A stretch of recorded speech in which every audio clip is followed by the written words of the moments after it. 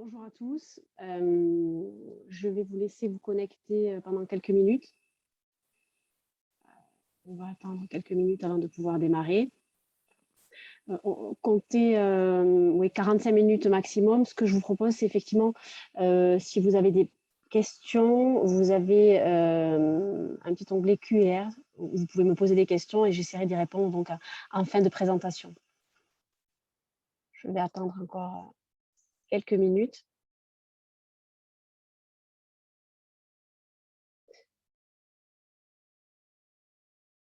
J'espère que vous visualisez correctement la présentation. Écoutez, on va peut-être démarrer.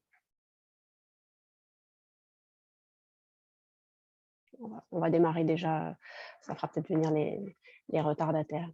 Donc, je me présente, Anis Valette, donc je travaille pour la société de gestion M Capital. Donc, effectivement, on lance un nouveau partenariat donc, avec Innovea. Et on va dire notre cœur de métier, en tout cas, c'est effectivement d'investir et de financer donc, des opérations de promotion immobilière et de marchand de biens. Alors, je vous invite effectivement à me poser des questions via, je le répète, l'onglet Q&R que vous devez retrouver en haut de votre écran ou en bas. Voilà, j'essaierai d'y répondre en fin de présentation. Alors, effectivement, on lance un partenariat donc, avec Innovea. Quelques mots sur M Capital. Donc, M Capital, nous sommes une société de gestion dont le siège social est basé à Toulouse. Nous sommes une ancienne filiale du groupe BPCE créé en 2002. Historiquement, on commercialisait essentiellement des fonds fiscaux type FIP, FCPI, IRISF. En 2016, 4 associés ont racheté la structure et aujourd'hui, on ne commercialise donc plus de fonds fiscaux et on est parti vraiment une stratégie de financer, donc d'être sur l'immobilier et de financer des opérations de promotion immobilière et de marchand de biens. Ce qu'il vous faut, voilà, ce qu'il vous faut comprendre, c'est qu'on est uniquement sur de l'immobilier résidentiel. Donc, on ne fait pas de bureau ni de commerce. Donc, on va financer uniquement de l'immobilier résidentiel. Sauf opportunité sur du bureau et du commerce où il y a vraiment un intérêt, mais en tout cas, on est vraiment sur du logement. On est organisé autour de notre donc pôle immobilier M Capital Real Estate autour de 4 métiers. On a un premier métier d'asset management où on va concevoir et gérer des fonds. À ce jour, donc, on a 2 fonds. Et donc, c'est effectivement les 2 fonds que je vais vous présenter. Et pour le cadre, on lance notre partenariat avec Innovea. Et ensuite, on organise aussi des club deals immobiliers en direct. C'est pas un sujet, c'est pas encore un sujet aujourd'hui parce que c'est un petit peu au cas par cas via une plateforme. Donc voilà, mais sachez qu'on le fait également au sein de M Capital. On a également un pôle maîtrise d'ouvrage. On va réaliser et co-réaliser nos propres opérations. Et ensuite, on a un pôle commercialisation. Aujourd'hui, on gère 530 millions d'euros d'encours sous gestion. On a une cinquantaine de collaborateurs au niveau du groupe, dont une vingtaine sur le pôle immobilier. Et on a des implantations sur Paris, donc Montpellier, Nice et Toulouse. Voilà. Alors, en ce qui concerne notre pôle immobilier, ce qu'il vous faut comprendre, c'est que le pôle immobilier est composé uniquement de personnes qui viennent du monde de l'immobilier. Donc, ce ne sont pas des financiers qui ont décidé de faire des levées de fonds, c'est vraiment des personnes qui travaillaient chez des promoteurs, notamment Stéphane Ferrand, qui est l'ancien directeur national technique d'Aqueris Promotion. Je précise bien Aqueris Promotion. Donc, sur la partie technicité et sur les audits techniques, c'est un véritable atout. On a également Sondes Esmaoui, qui est la directrice de notre pôle financement qui vient de chez Bouygues Construction. Voilà, ce qu'il vous faut comprendre, c'est que vraiment, on a une réelle expertise immobilière et effectivement, sur l'étude de nos dossiers, c'est un véritable atout. Alors, depuis 2016, on finance donc des opérations de promotion immobilière et de marchand de biens. Ça représente 67 opérations financées depuis fin 2016. Ça représente un rendement annuel moyen cible de 11% et on a investi 52 millions d'euros. Aujourd'hui, on a remboursé 10 opérations. Ces 10 opérations ont été remboursées avec succès, c'est-à-dire avec succès dans le délai qui avait été prédéterminé à l'origine et sur le taux qui avait été fixé à l'origine avec l'opérateur. Donc ça, c'est un point important et aujourd'hui, on n'a aucun défaut à ce jour. Historiquement, évidemment, on a démarré avec des promoteurs de la région toulousaine, de notre région, de par notre réseau, de par effectivement la facilité. Mais aujourd'hui, on rayonne vraiment sur tout le territoire national. Donc on est vraiment dans toutes les régions. Là, on va financer des deals qui sont à Saint-Tropez, à Biarritz, à Paris. Donc on est vraiment sur toute la France et on va financer des opérateurs de taille intermédiaire, des opérateurs avec des productions annuelles de logements entre 250 et 2500 logements par an. Évidemment, on ne va pas financer les gros tels que Vinci ou Cogedim, pour exemple. On va essayer par contre d'accompagner les promoteurs dans leur développement, puisque les promoteurs viennent nous voir pour pouvoir financer leurs fonds propres. Ça veut dire quoi? Ça veut dire que le promoteur, il a un projet, il va voir sa banque. Je prends un exemple, il a un projet donc de promotion immobilière qui fait 10 millions de chiffre d'affaires et la banque lui dit: «Très bien, je vous accorde le crédit, la ligne de crédit bancaire à la condition que vous m'ameniez 1 million de fonds propres». Et donc nous, M Capital, on apporte les fonds propres au promoteur, d'accord? Et donc effectivement, on va travailler avec des promoteurs de taille intermédiaire et surtout, on va les accompagner dans leur développement. L'intérêt pour les promoteurs, c'est d'éviter de faire de la copromotion, premier point, donc qui leur coûterait plus cher au niveau de la marge, puisqu'il faut évidemment diviser la marge en deux. Et ça leur évite effectivement de conserver, enfin, d'utiliser du cash pour pouvoir, pour leurs fonds propres et de pouvoir du coup saisir des opportunités au niveau du foncier. Et finalement, vous allez le voir par rapport à la marge, et par rapport au chiffre d'affaires, on leur coûte peu. Alors, au niveau de l'opportunité de marché, un petit point sur le marché de l'immobilier résidentiel en France. Donc, je pense que vous êtes tous à peu près au fait. Effectivement, aujourd'hui, on est une insuffisance de logement. Les taux d'intérêt sont bas.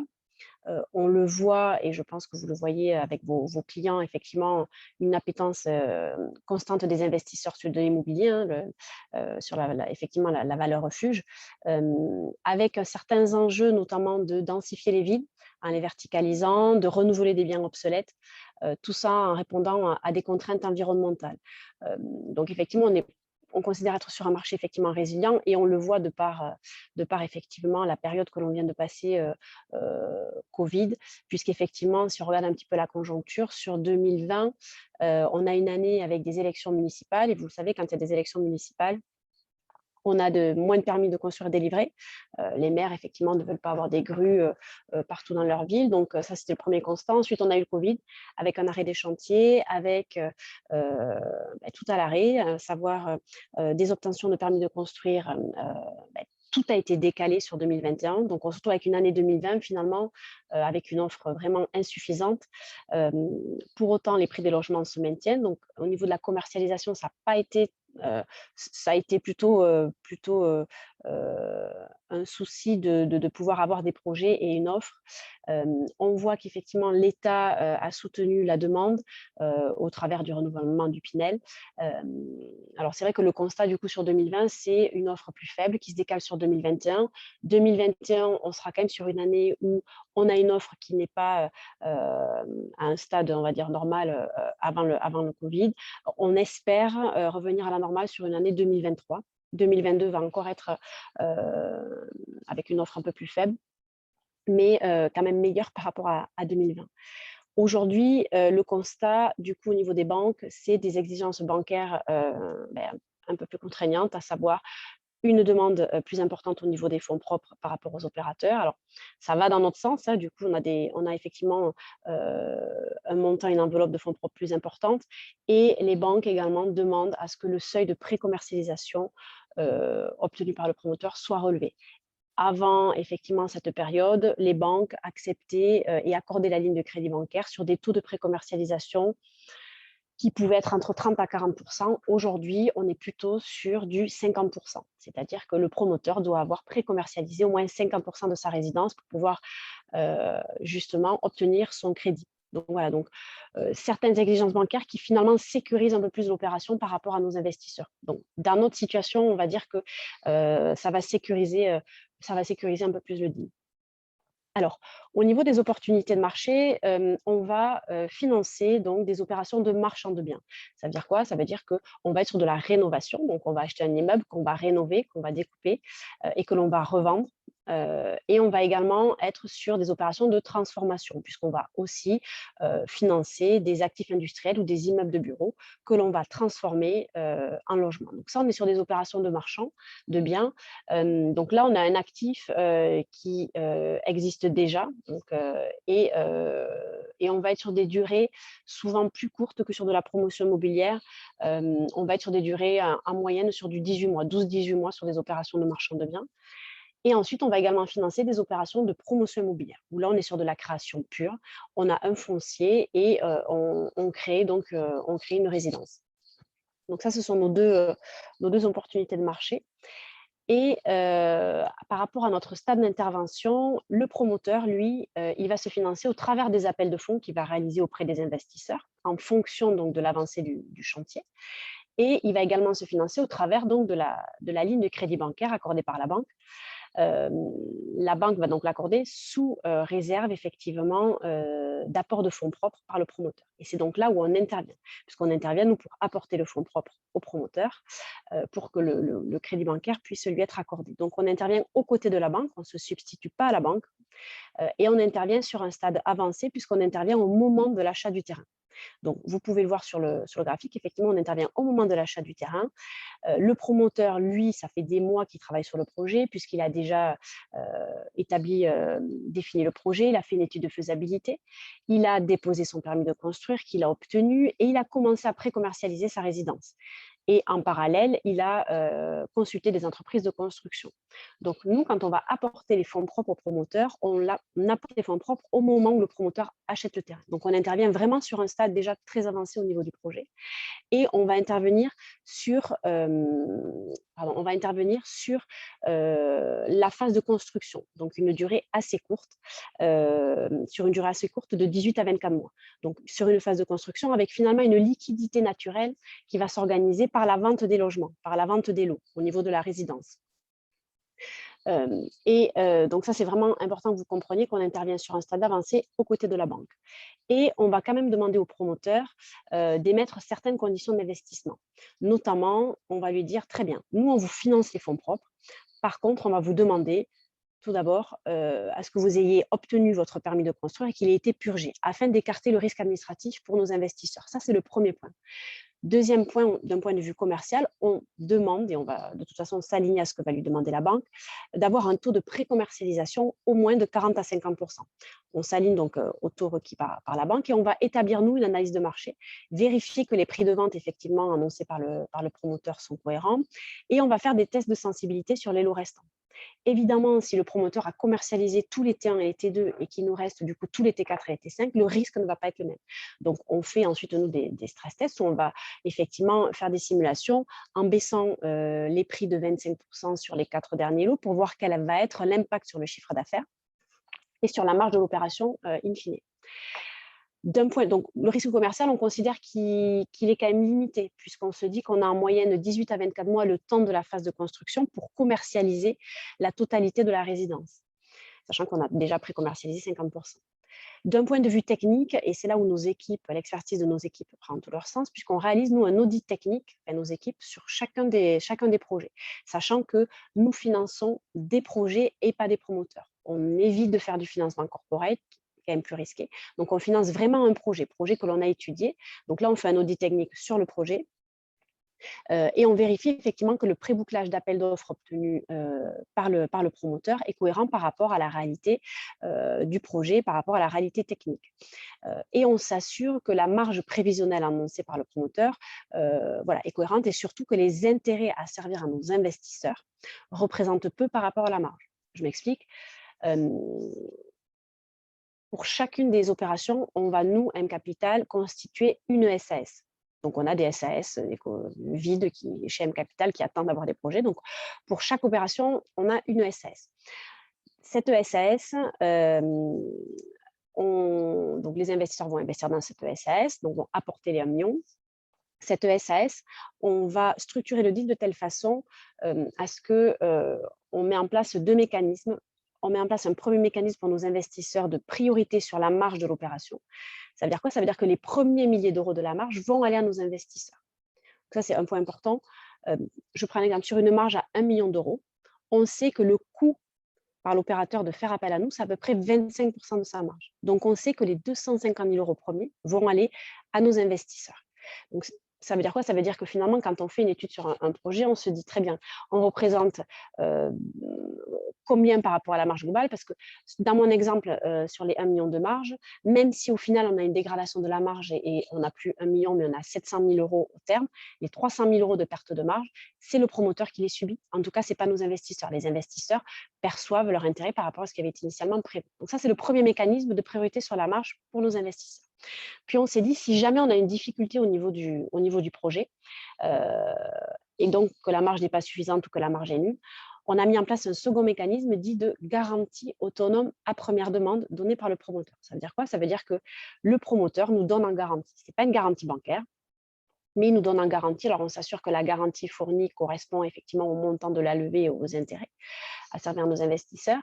Et ça nous permet de contraindre le promoteur au paiement des intérêts que l'on n'aurait pas finalement sur le projet. Donc, si le projet fait défaut, on va chercher le promoteur. Le risque théorique, mais il y a quand même un risque, c'est si le promoteur fait faillite. Effectivement, si le projet fait défaut et le promoteur fait faillite de façon simultanée, c'est là où on a notre risque théorique de perte en capital total. Pour autant, on pourrait très bien imaginer que le promoteur fasse faillite, on termine l'opération, le projet, on sort la marge au niveau du projet. Inversement, on pourrait imaginer que le projet fait défaut, on va chercher le promoteur et on contraint le promoteur au paiement des intérêts. S'il ne fait pas faillite, il n'y a pas de sujet. Notre risque, voilà, c'est si les deux font faillite de façon simultanée, d'où l'intérêt d'être dans un fonds, puisqu'effectivement, on est sur un portefeuille diversifié d'opérations. On va le voir entre 30 à 40 opérations. Donc, pour avoir une perte totale de capital, il faudrait pouvoir à ce que les 30 projets et les 30 opérateurs fassent défaut de façon simultanée, ce qui est quand même, à mon avis, un peu compliqué. On va le voir, on va rentrer dans le détail. Alors, je m'arrête juste un instant là-dessus. Je ne sais pas si vous avez des questions déjà juste à ce stade-là avant de vous parler de nos produits. Pour ceux qui veulent me poser des questions, vous avez donc le petit onglet QR si jamais à ce stade-là, déjà pour que vous compreniez voilà, notre stade d'intervention, les différentes conditions d'investissement. Et en fait, ces différentes conditions d'investissement, on va finalement les dupliquer dans la majeure partie sur tous les deals que l'on va faire et dans lesquels les fonds vont investir. Donc, il n'y a pas de question, donc je continue. Alors, notre premier fonds, c'est le FCPR Select Promotion 3. Donc, c'est le troisième fonds de la gamme Select Promotion.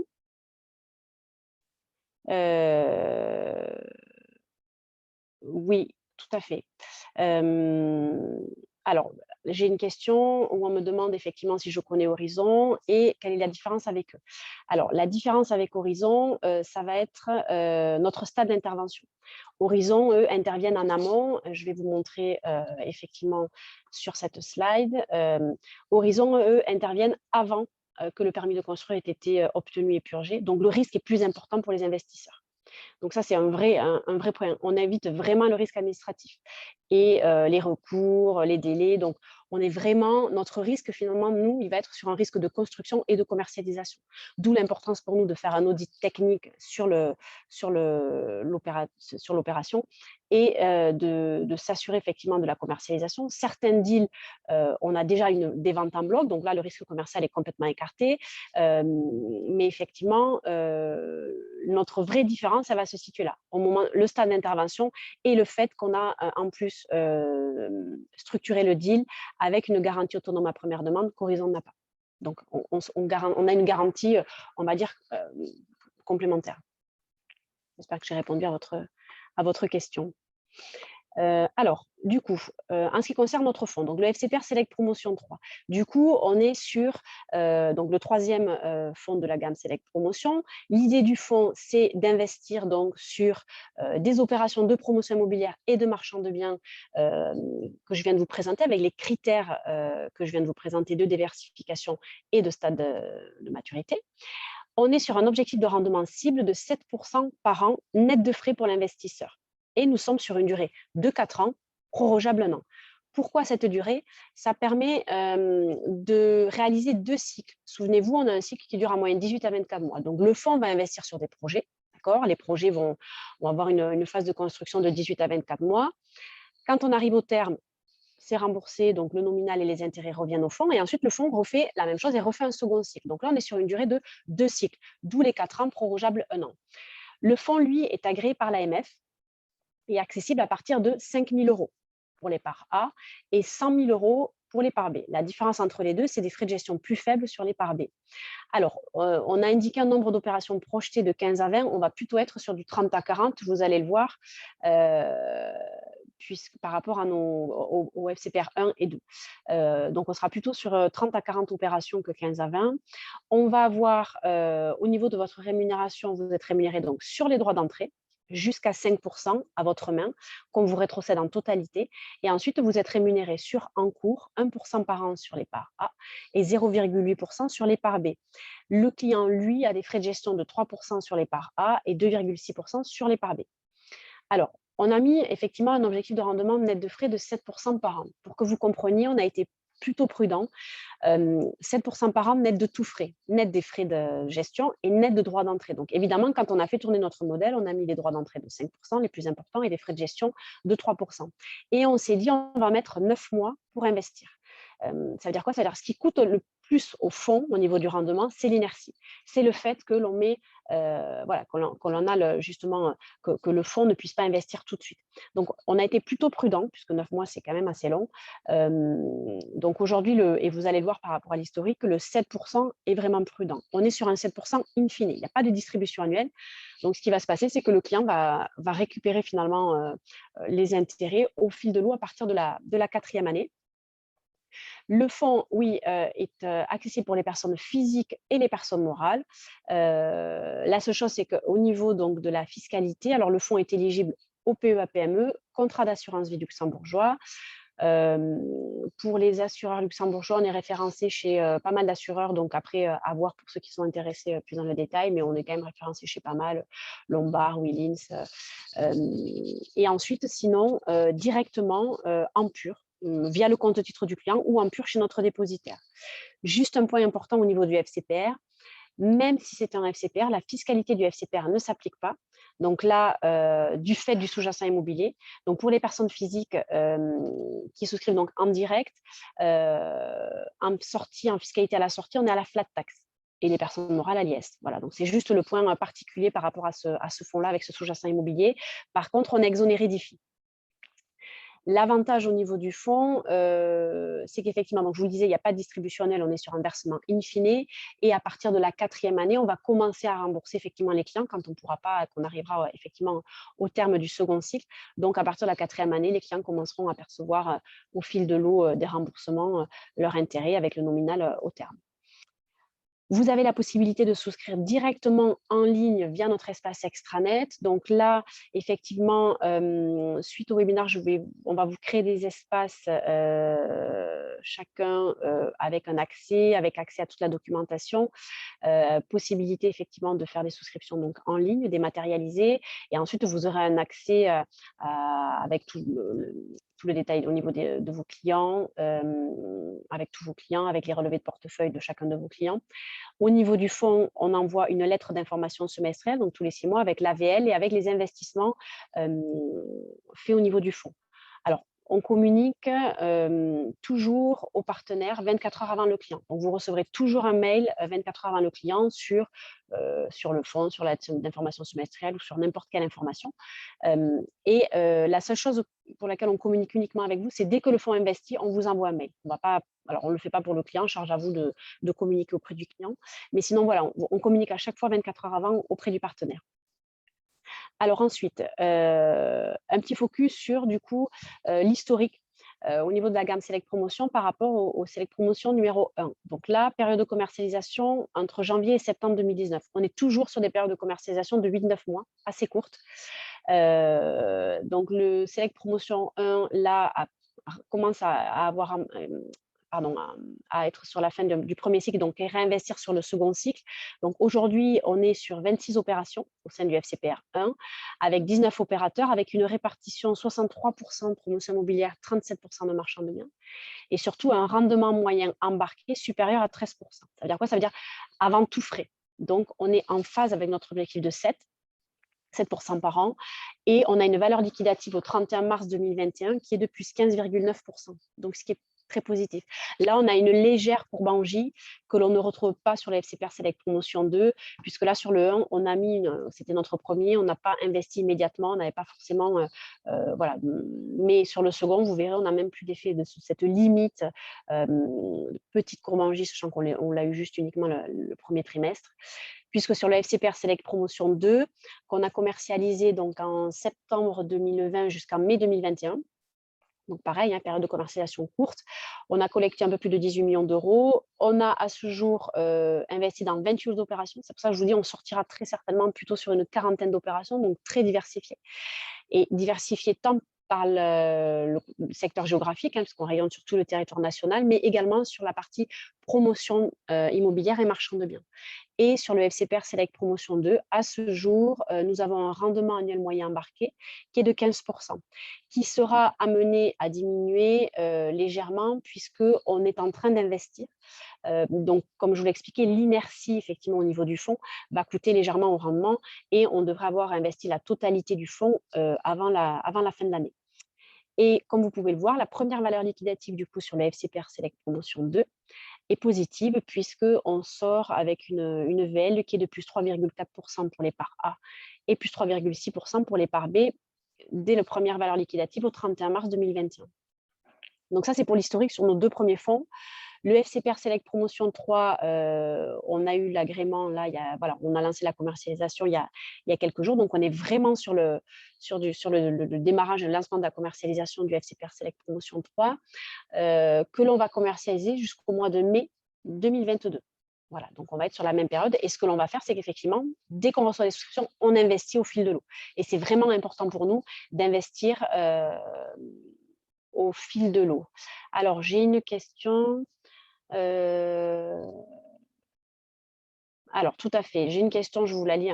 Est-ce que vous pouvez nous donner un exemple pour un investissement de 10 000? On peut espérer 700 par an, donc 2 800 in fine, dont 30% flat tax, donc 1 960 € net pour l'investisseur. Est-ce bien cela?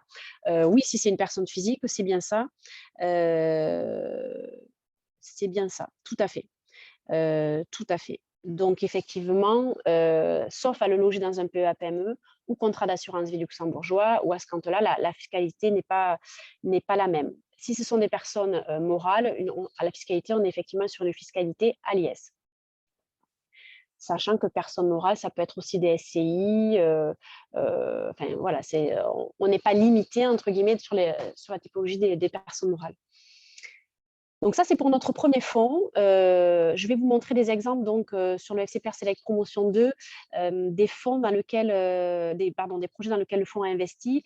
Ce que je vous proposerai, c'est qu'à priori, j'ai toutes les coordonnées de chacun, puisque vous êtes inscrit au webinaire. Je vous enverrai par mail donc, la présentation et je vous enverrai également par mail notre dernière lettre d'information semestrielle du FCPR 1 et FCPR 2, où vous verrez justement les investissements qui ont été faits par le fonds, puisque là, c'est une liste, voilà, d'échantillons.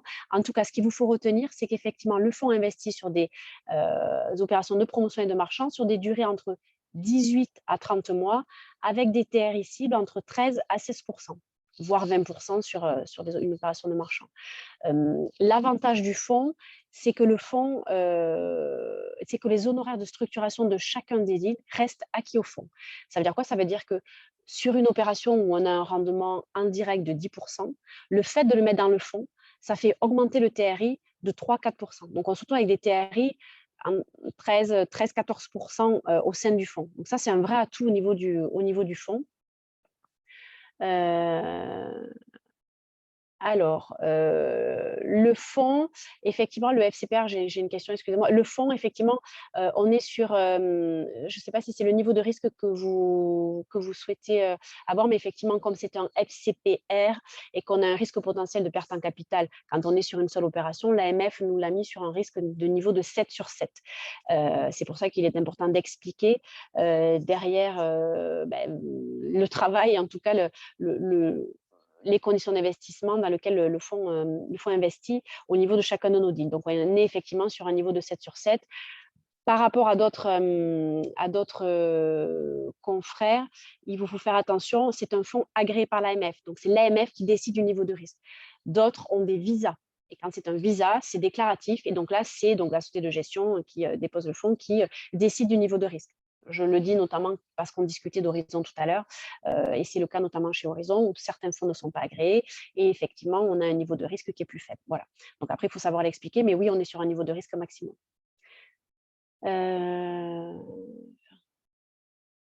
Alors non, j'ai une question, est-ce qu'il y a un doux performance rendement plus valeur liquidative si positive à l'échéance du fonds?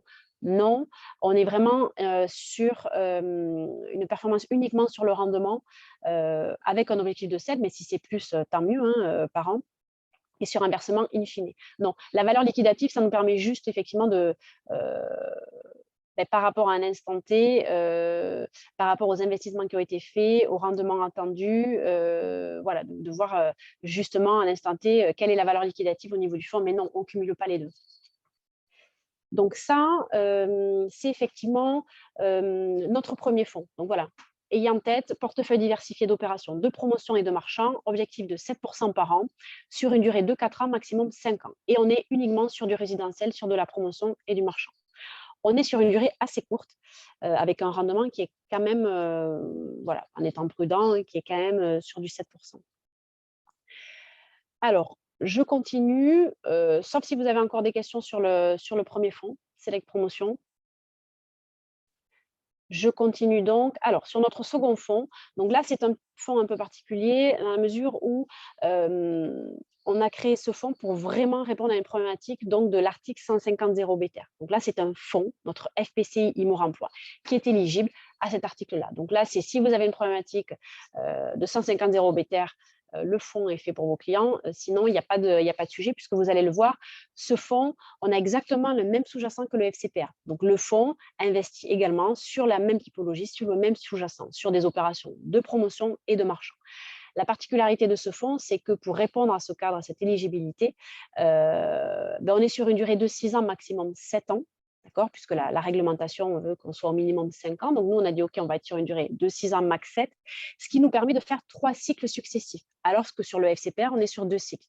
Donc ici, on a un ticket minimum qui est de 100 000 €. On est sur 3 cycles successifs.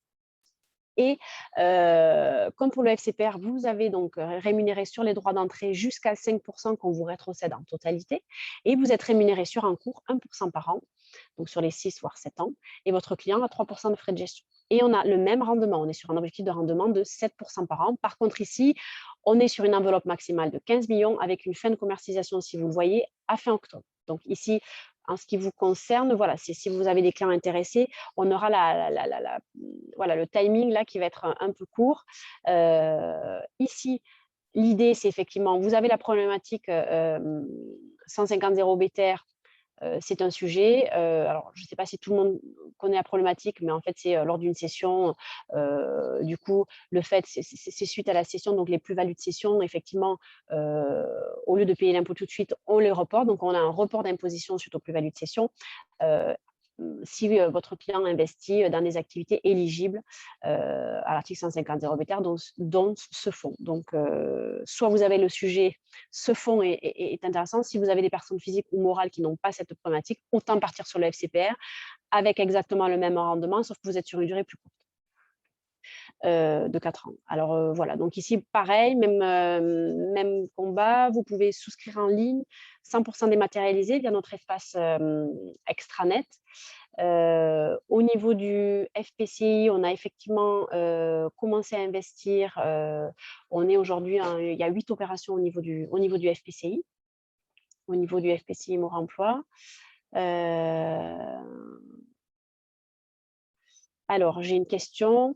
Effectivement, donc je la lis. Bonjour, le FCPR Select Promotion investit sur plusieurs projets et est donc diversifié. Le FCPR investit donc sur plusieurs SAS. Oui, quand je parle de projet, un projet égale une SAS. Donc, le fonds, lui, va investir, oui, c'est peut-être un abus de langage. Le fonds, lui, va investir sur un projet. Ce projet, c'est une SAS. Donc, le fonds va investir dans la SAS. Donc, la SAS a un besoin, n'importe quoi, d'1 million d'euros, comme dans mon exemple. Le fonds va investir 1 million d'euros dans la SAS. Cette SAS, ensuite, va apporter ce million d'euros dans la SCCV, la société de construction-vente, qui est juste la société opérationnelle qui, d'un point de vue juridique, peut payer les marchés de travaux et encaisser les ventes des appartements. D'accord. Et ça pendant toute la phase de construction. Donc, quand on dit qu'effectivement le fonds investit sur un projet, c'est qu'en fait, il investit dans la SAS et il apporte donc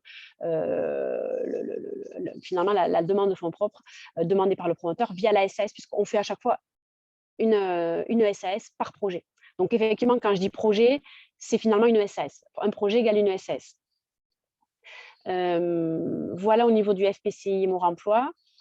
Alors, là, je voulais vous montrer juste quelques sorties. Donc, évidemment, on a démarré fin 2016. Donc, les premières sorties, c'est essentiellement des sorties avec des promoteurs toulousains de la région, puisqu'on a démarré donc historiquement avec notre réseau, en tout cas, effectivement, par la facilité de la proximité. Donc là, par exemple, donc auparavant, avant le fonds, on le faisait en club deal, donc en opération en direct. Donc là, on avait par exemple avec le promoteur Saint-Georges Promotion, on était en obligation simple avec un rendement donc de 10% sur une durée d'investissement de 21 mois. On sort en plus-value total investisseur à plus 18%.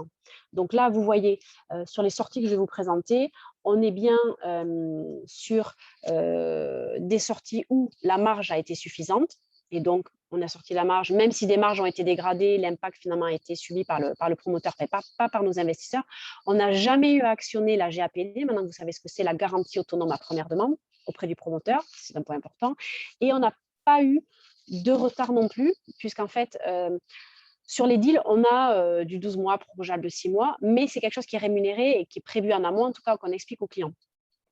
Donc du coup, même si on décale des 6 mois et si on active les prorogations, ce que l'on a fait notamment l'année dernière lors de l'arrêt des chantiers pendant le Covid, on a activé toutes nos prorogations, les clients ont été rémunérés au prorata, mais en tout cas, on n'est jamais sorti du cadre contractuel de la durée qui avait été fixée à l'origine. Donc ça, c'est un point important.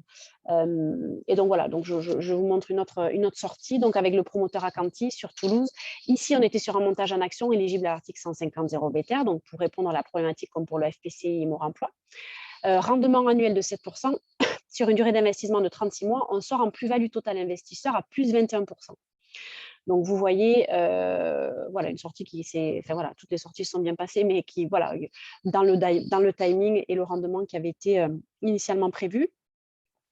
Pareil ici, alors je vais peut-être pas toutes les faire, mais pour vous montrer peut-être, là voilà, avec sur Champigny-sur-Marne, avec le promoteur donc REI Habitat. Ici, on était sur des obligations simples, 10%. On sort sur 24 mois avec plus 21%. Alors, la garantie complémentaire, alors ça je vous en parle, mais ce que l'on fait maintenant, c'est qu'on émet essentiellement des émissions obligataires convertibles, des obligations convertibles où on s'assure, en plus de tout ce que je vous ai dit de la GAPD, de la priorité sur la marge, de la conversion des obligations en actions auprès de nos investisseurs s'il y avait quoi que ce soit. Donc, les investisseurs deviendraient propriétaires du foncier, du bien. Et donc, c'est une garantie complémentaire en plus de tout ce que je vous ai dit. Mais c'est finalement le fonds qui investit donc, dans la SAS en obligations donc convertibles. Et donc, c'est une garantie complémentaire pour vos investisseurs. Là, ce que je peux vous montrer peut-être, c'est voilà, sur Sainte-Maxime. Ici, on était sur un rendement de 11%. Sur 27 mois, on sort en plus-value totale investisseur à plus 23%. Et ici, on était sur la construction d'une résidence de 6 logements réalisée par Innova Promotion. Voilà, là, on était par exemple sur une opération de marchand de biens sur 14 mois, sur un rendement de 10,5%. Et le remboursement est en cours. Voilà, alors je ne sais pas si vous avez des questions. Je ne sais pas si, j'espère que c'était clair. L'idée, c'est effectivement, donc, on a les deux fonds et vous avez compris que le FPCI Emploi, on est vraiment sur une problématique bien précise. En tout cas, sur notre FCPR Select Promotion 3, pour le coup, vous allez capter, voilà, chercher du rendement, voilà, et vous financez finalement des opérations de promotion immobilière et de marchand de biens. Ce que je vous propose, c'est, je vais vous envoyer donc un mail à chacun avec le support de présentation, avec les dernières lettres d'information semestrielles du 1 et du 2, Et je suis également à votre disposition s'il y a besoin, s'il y a des choses que vous n'avez pas compris. Alors, j'ai une question. Je n'ai pas compris ce qui est investi en obligation. Le fonds, en fait, quand le promoteur, donc lui a besoin d'un million, par exemple, de fonds propres, on va le faire soit en action, soit en obligation. C'est-à-dire que le fonds, lui, il va investir soit en action, soit en obligation. Quand on investit donc en obligation, on émet des obligations convertibles, on émet des obligations simples. Ce qui nous permet, si jamais il y avait un souci au niveau du projet, de pouvoir convertir ces obligations en actions. Le fonds serait du coup, entre guillemets, actionnaire au niveau de la SAS, de fait, les investisseurs, et ce qui permettrait du coup d'être, entre guillemets, propriétaire du bien, puisqu'il serait actionnaire au niveau de la société, et c'est, on va dire, une garantie supplémentaire. On aurait très bien pu faire des obligations simples, ce qu'on faisait au départ. Et en fait, depuis, effectivement, on a mis cette garantie-là, négociant avec le promoteur en disant voilà, parce que les promoteurs, ils n'aiment pas trop forcément de se dire que les obligations pourraient être converties en actions. Sur décision de la société de gestion, même capital. Donc voilà, donc c'est une garantie complémentaire. Alors, je ne sais pas si c'est plus clair. Alors, alors je lis la question. Hein. Si les rendements sont supérieurs à l'objectif, cela a-t-il un impact pour les investisseurs? Oui, on a un objectif de 7, mais si finalement, au terme, on a du 10, on servira du 10. Hein. Donc, effectivement, c'est un objectif qui est plutôt prudent, mais l'impact pour l'investisseur est complet, c'est-à-dire qu'on leur reverse la totalité, effectivement, de l'objectif, du rendement. Vous prêtez de l'argent selon quasiment les mêmes critères que la banque. Comment arrivez-vous à prêter de l'argent au promoteur? Pourquoi ne passe-t-il pas à 100% par les banques qui prêtent moins cher que vous? Parce que les banques, en fait, pour pouvoir leur prêter, demandent du fonds propre. C'est-à-dire que, comme n'importe quel propriétaire qui souhaite acheter un appartement, la banque va lui dire très bien, moi je vous prête, mais je veux 30 000 euros de fonds propres, d'apport. C'est de l'apport, en fait. Donc, du coup, le promoteur, il ne peut pas se le faire financer. Donc, du coup, ce fonds propre-là, cet apport-là, si vous voulez, que lui demande la banque, il y a deux solutions. Soit il le prend avec son cash qu'il a, mais ça lui permet du coup, c'est sa trésorerie, une trésorerie à moins. Ça lui permet pas, enfin voilà, de pouvoir faire plusieurs opérations en même temps. Donc c'est pour ça en fait qu'il passe par nous. Et effectivement, sans ça, il n'aurait pas le projet. Parce que sans les fonds propres, la banque ne lui prête pas, donc il ne fait pas le projet. Et ça lui coûte de toute façon moins cher que de faire de la copromotion. Donc, c'est vraiment deux choses différentes. On intervient vraiment, la banque lui prête sa ligne de crédit bancaire, mais la banque, elle lui demande un apport. S'il n'a pas cet apport, elle ne lui prête pas. Donc c'est pour ça qu'effectivement, ils ne peuvent pas passer à 100% par les banques. Comme quand nous, enfin, n'importe qui va acheter un appartement, c'est rare, quand on prête, il y a toujours quand même, enfin voilà, aujourd'hui en tout cas, c'est sur les fonds propres, l'apport requis par la banque. C'est ça qu'on va, effectivement, ils ont besoin de nous, en tout cas, ils ont besoin, effectivement, ils ne peuvent pas se faire financer en totalité. Alors, j'ai d'autres questions. Bonjour, pourquoi ne pas souscrire par le PEA? Parce qu'il faudrait que le fonds soit essentiellement en action et ce n'est pas le cas, d'où le fait du PEA-PME. Et j'ai une autre question, mais si le promoteur a commercialisé 50%, il a du cash. Non, il a pré-commercialisé 50%, mais le promoteur, il n'encaisse pas directement,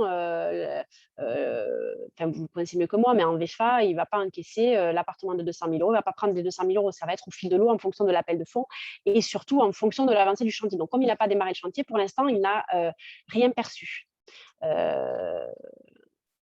En VFA, mais en réa, oui. Alors, en réhabilitation,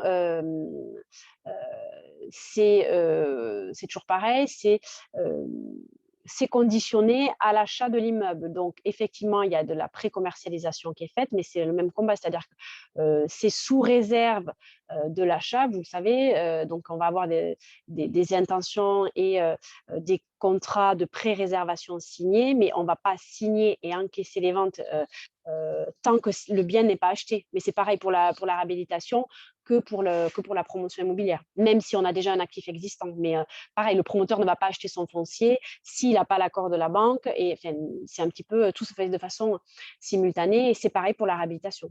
Souvent, les marchands mettent des conditions ou, en tout cas, en face, ont on ne peut pas faire de vente tant qu'on n'est pas propriétaire du bien.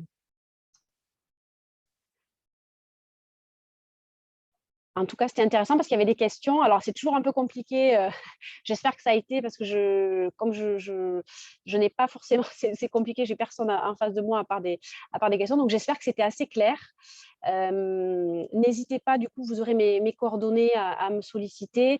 Je peux aussi faire des rendez-vous avec certains de vos clients. Alors, je ne vais pas le faire mais sur des gros clients ou sur des clients où vous avez besoin, voilà, que je vous accompagne, notamment pour le FPCI Mot Emploi. Souvent, ce sont des problématiques avec des sujets un peu plus importants. Je peux aussi vous accompagner ou souvent avec les experts comptables ou les avocats, s'il y a besoin, ceux qui accompagnent vos clients.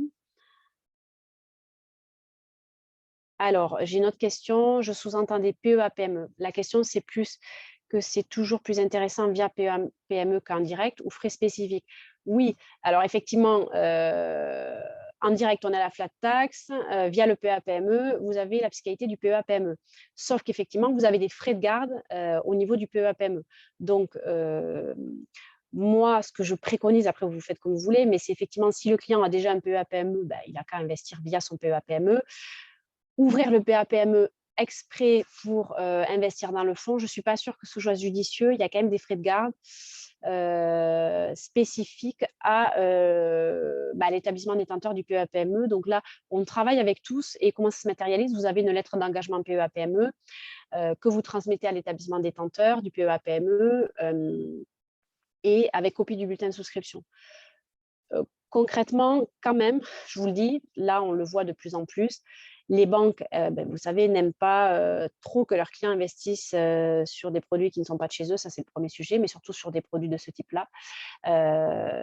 Et ils se sont mis à envoyer des courriers aux clients. Là, on s'en est rendu compte, là, ça fait le 4e client, en disant, oui, de signer un document pour enlever leur responsabilité, se dégager de toute responsabilité du fait que le client investisse dans ce type de fonds. Donc, c'est pas forcément, si vous avez, si c'est un PEA-PME via un client, via une banque, mais comme pour tout, je pense, c'est toujours un peu plus compliqué, ou en tout cas, il faut juste prévenir le client qui va recevoir ce courrier-là.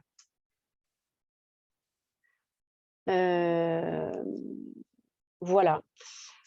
Alors là, Alors, j'ai encore une autre question. Je vais vous envoyer du coup mes coordonnées par mail, comme ça vous les aurez. Sinon, mon adresse mail, si vous voulez la noter, elle est ici. Je vais vous la mettre je vais vous la mettre en fond d'écran. Alors, et vous avez mon adresse mail, voilà, ici. Alors, et du coup, vous me posez une question très claire. Merci. Et le rendement annoncé avec une durée de blocage assez courte et un vrai plus. Oui, tout à fait. Alors après, effectivement, il n'y a pas de sortie possible, de liquidité possible avant la fin de la durée du fonds. Le seul cas, c'est s'il y a un décès du souscripteur, mais bon, on ne le souhaite pas. Mais sinon, il n'y a vraiment pas de possibilité de liquidité avant la sortie du fonds. Donc ça, il faut quand même l'expliquer au client. Voilà, mais écoutez, je vous remercie en tout cas pour votre intérêt, pour vos questions. C'est toujours plus agréable. Et en tout cas, je vous envoie la présentation, je vous envoie les dernières lettres d'information semestrielles et je vous invite vraiment à me solliciter. Après, je couvre tout le secteur. Donc, si vous avez besoin que l'on se rencontre, on peut aussi organiser des réunions sur site. Voilà, le tout, c'est je vous laisse du coup me revenir suite à mon envoi de mail, s'il y a des questions ou des sujets. Je vous remercie en tout cas à tous et je vous souhaite une très bonne journée. Merci beaucoup. À très bientôt. Au revoir.